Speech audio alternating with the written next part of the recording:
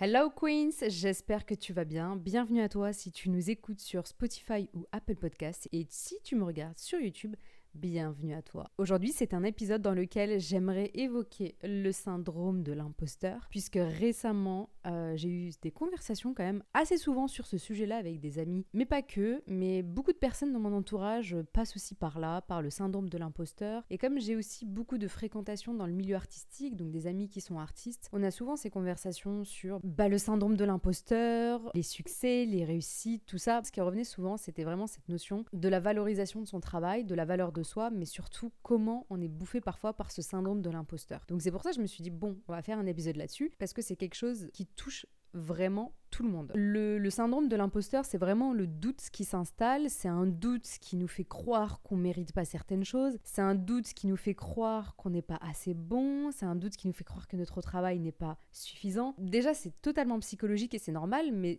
on va surtout se rendre compte qu'il y a beaucoup de facteurs qui accentuent ce syndrome-là et c'est ce qu'on va voir tout au long de l'épisode. Aujourd'hui, ça va être quand même un épisode assez court, assez bref, puisque c'est vraiment une parenthèse sur laquelle, je sais pas, j'ai envie de parler de ça parce qu'on traverse tout ça dans nos vies et que c'est important de se dire que c'est normal d'avoir parfois le syndrome de l'imposteur. Aussi, c'est nécessaire de pas rester que focus dessus et essayer de passer outre ce syndrome-là quand il pointe le bout de son nez. Et surtout, c'est important d'en parler, non pas comme quelque chose de grave ou d'anormal, mais comme quelque chose de totalement normal qui touche totalement tout le monde, qui touche vraiment tout le monde, que tu sois artiste, que tu sois créateur, que tu sois entrepreneur, le syndrome de l'imposteur peut te toucher, peut arriver même aux meilleurs, mais vraiment même aux meilleurs, les plus grands. Mais avant tout, qu'est-ce que le syndrome de l'imposteur ? Il faut savoir que c'est vraiment un phénomène psychologique où on va douter de ses compétences, on va douter de ses appétences et on va surtout attribuer le succès à la chance, le succès des autres à la chance. Ou même, on va faire un peu cet effet miroir de vraiment voir les autres réussir, de les voir aller jusqu'au bout, sans forcément regarder tout le chemin qu'ils ont parcouru, mais juste on voit le résultat et ce résultat-là,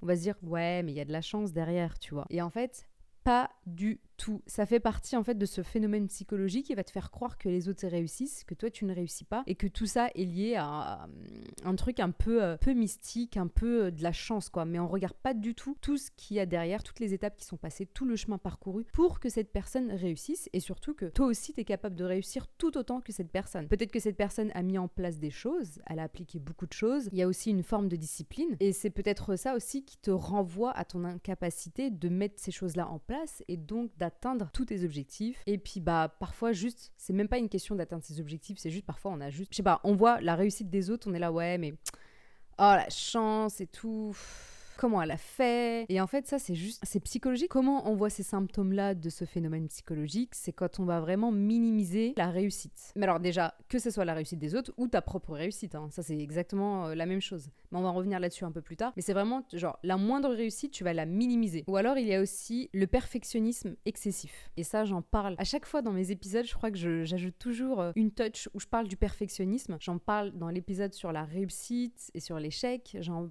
ai parlé aussi dans le dernier épisode sur la procrastination et je le rajoute encore aujourd'hui, le perfectionnisme excessif fait que ça te bloque, tu n'arrives pas à avancer et il y a cette notion de syndrome de l'imposteur qui fait que tu n'atteins pas tes objectifs, tu vas être dans la comparaison et tu n'iras pas jusqu'au bout de ce que tu avais prévu de faire. Mais surtout, pourquoi on ressent ce syndrome-là ? Pourquoi le perfectionnisme vient nous toucher ? Pourquoi on ressent ce sentiment de « Ah, je suis pas assez bien » ou « Ah, ça vaut pas le coup, mon travail n'est pas ouf ». Eh ben, sache que le premier facteur, c'est le manque de confiance en soi. Il y a aussi la peur du jugement et le perfectionnisme. Donc le perfectionniste, t'es trop dur avec toi-même, tu n'arrives pas à finaliser quelque chose, tu n'arrives pas à aller au bout de quelque chose, tu veux que cette chose soit parfaite. Ça engendre beaucoup de jugement. Donc un jugement envers toi-même, un jugement sur ton travail et aussi la peur du jugement des autres. Si ce travail-là ou si cette tâche que tu as commencé, si ce projet que tu as commencé n'est pas suffisamment parfait, tu vas te dire je vais pas le lancer, mais en soi ça veut dire que tu as surtout peur de la réaction des autres et du jugement des autres et donc le regard sur toi et sur tes compétences. Et ça très clairement ça veut dire que t'as pas du tout confiance en toi ou très peu, j'exagère un peu, peut-être pas suffisamment confiance en toi pour te dire je suis légitime à faire ça, je suis légitime à sortir telle chose, tel projet projet, je suis légitime à faire ce que je fais en fait, tout simplement, et que tu as les compétences qu'il faut pour les montrer. Il faut pas avoir peur de montrer ses compétences. Il faut pas avoir peur de dire je sais faire ça, je peux faire ça et je le montre au monde entier. Et pour ça, il faut avoir confiance en soi. Et c'est très simple, il y a des exercices pour avoir confiance en soi. Le problème aussi, c'est tous les facteurs extérieurs qui font que ça accentue ce syndrome-là. On est dans une société où tout est hyper compétitif, on veut toujours être le meilleur, on veut toujours faire plus, on veut toujours être parfait. L'image parfaite prône un peu sur tout ce qui a vraiment de la valeur, sur vraiment ce que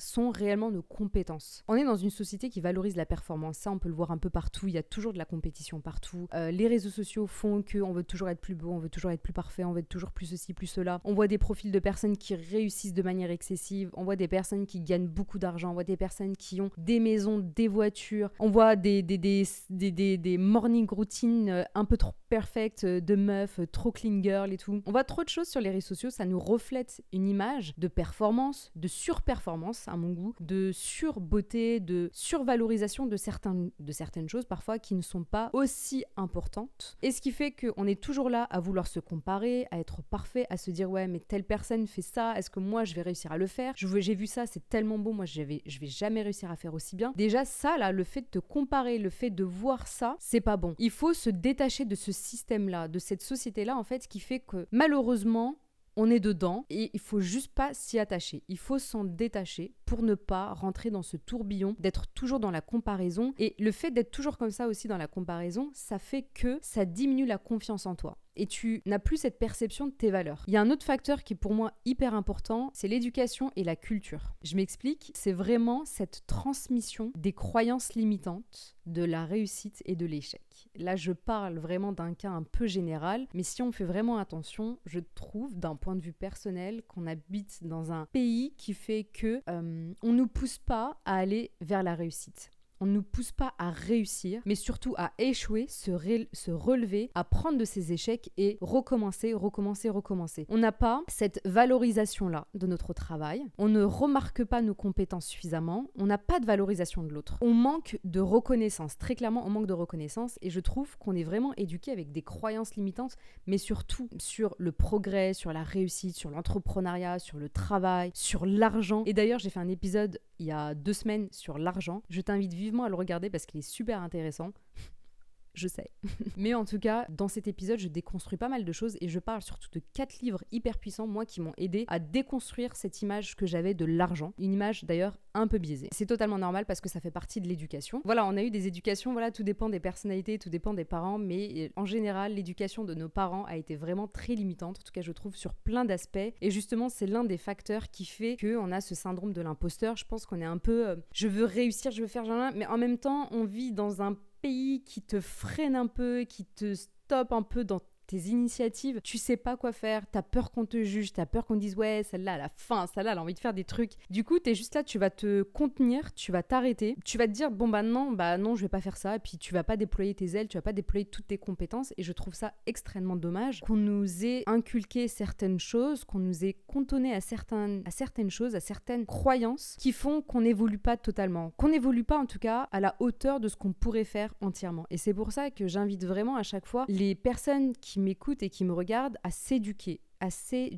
et ça à travers les livres, à travers les podcasts, à travers des vidéos, franchement, et de s'inspirer des plus grands. Ensuite, comment combattre vraiment le syndrome de l'imposteur? Ben ça, il existe plusieurs manières et c'est pas il y a des exercices, mais en même temps, il n'y a pas tant d'exercices. En tout cas, le premier des exercices que je dirais, c'est de faire un listing de ses succès. C'est très dur à faire, hein. Franchement, au début, le fait de se mettre en face d'une feuille pour se dire j'ai réussi ça, j'ai réussi ci, j'ai réussi ça, c'est hyper compliqué. Je suis la première à le dire, franchement, pour l'avoir fait. La première fois, j'étais en mode comment je vais faire. Et en fait, c'est un truc de dingue parce que je trouve ça hyper puissant parce qu'à partir du moment où tu as listé un succès, tu arrives à trouver un deuxième succès, puis un troisième succès, puis un quatrième succès. Et en fait, tu te rends compte que durant une année, durant 6 mois, durant 3 mois, peu importe, si tu fais vraiment une introspection sur tes évolutions et tes succès, tu verras qu'en fait, tu réussis tellement de choses et qu'on prend juste pas le temps de se focus sur ce qu'on réussit, mais plus sur ce qu'on réussit pas, sur ce qu'on échoue ou ce qu'on n'arrive pas à faire. Autre chose que je trouve hyper importante, c'est vraiment accepter l'échec. Accepter l'échec. Voilà, je t'invite encore une fois à aller voir l'autre épisode